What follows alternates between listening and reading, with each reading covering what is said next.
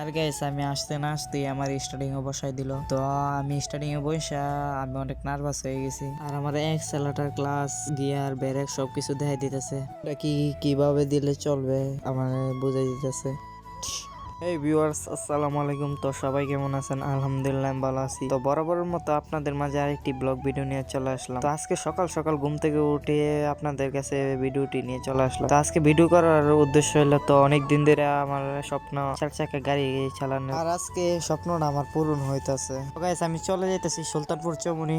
আর আমার উস্তাদ আমার ফোন দা বললো তুমি চলে আসো সুলতানপুর চৌমুহনী মোড়ে। তো আমি আস্তে আস্তে হাঁটতে হাঁটতে মোড়ে যাইতেছি। আর গাইস আমি অবশেষে চলে আসলাম সুলতানপুর মোড়ে। আর গাইস এদিকে দিয়ে আমার উস্তাদে গাড়ির সাথে দাঁড়াই লইছে। তো গাড়িটা হালকা চাক্কাটি মনে ধইলো। গাইস আমার উস্তাদে বললো তুমি উর্পে যাও, আমি গাড়িটা তোমার তুইলা দিতেছি উর্পে। আর গাইস আমার উস্তাদে বিমানের গতিতে গাড়িটা তুললো। তো আমাকে বললো তুমি উর্ফে আসো। তো আমি উর্ফে এসে দাঁড়াইলাম। তো উস্তাদে সিট হয়ে আমার প্রথমে গাড়ির ভিতরে ঢুকাই দিল।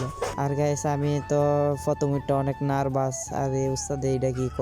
আর গাইস উস্তাদ আমার বুঝাইতেছে ক্লাস কোনটা, এক্সেলেটর কোনটা, ব্রেক কোনটা, গিয়ার কোনটা, তিনোটা সবটি বুঝাই দিতেছে আমারে। তো আমি উস্তাদে বললাম যে উস্তাদ ঠিক আছে সমস্যা নাই। আর গাইস উস্তাদে বলতেছে তুমি ক্লাসটা ধরো, এক্সেলেটরটা হালকা বাড়াও, গিয়ারটা ফালাও। তো উস্তাদের কথা মতো আমি ফালাইলাম।